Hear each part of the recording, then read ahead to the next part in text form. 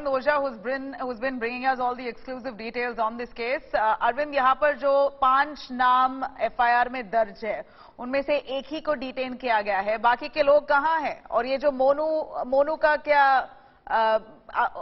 उनका क्या स्टेटस है? आपने बात किया, मगर पुलिस ने अरेस्ट किया है, नहीं किया है? नहीं, मोनू अभी तक अरेस्ट नहीं हुआ है। और आपको बताऊं, इसके पहले भी गुरुग्राम में 6 फेब को, यानी 6 फरवरी को मोनू मानेसर ने फायरिंग की थी, जब 2 समुदायों के बीच कुछ कहासुनी हो गई थी। उसमें फायरिंग की थी, जिसमें 20 साल के एक लड़के को गोली लगी थी। 307 का केस रजिस्टर्ड है मोनू के खिलाफ, और मोनू फिलहाल फरार चल रहा है। और उसके बाद ये दूसरी FIR उसके खिलाफ हुई है, जिसमें जुनैद और नासिर को अबडक्ट करने का उस पर एलिगेशन है। ये जो एक पर्सन को डिटेन करने की बात कही जा रही है, वो दरअसल गांव में जब पंचायत चल रही थी, उसके सामने जो सरपंच है उसने ये बयान दिया है। लेकिन अभी तक जो 5 अक्यूज्ड है, जो इंडिया टुडे को जानकारी मिली है, उसमें जो प्राइम अक्यूज के तौर पर माना जा रहा है मोनू मानेसर, उसे पुलिस अभी तक डिटेन नहीं कर पाई है।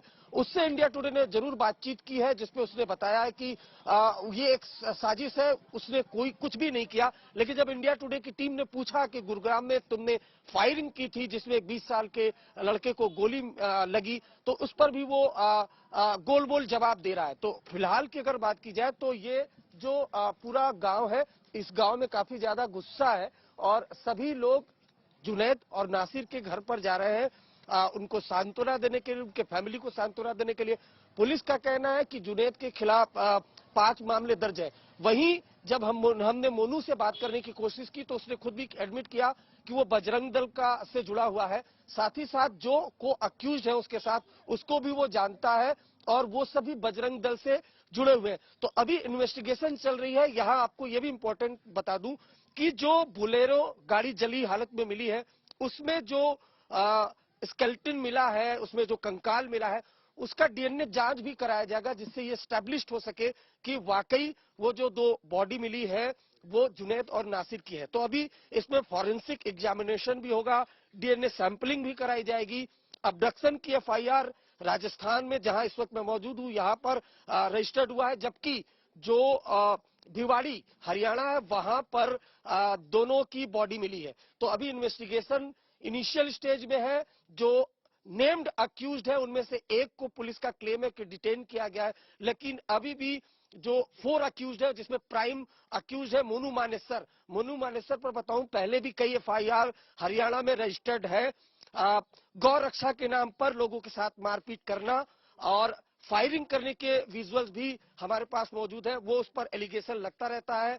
उसने अपनी सफाई जरूर दी है, लेकिन अभी तक राजस्थान पुलिस मोनू के पास तक नहीं पहुंच पाई है। Nabila. Well, that's the tragedy of the situation here, that you have 5 people named in the FIR, just 1 detained, the others still absconding. No arrests have been made as yet in this case.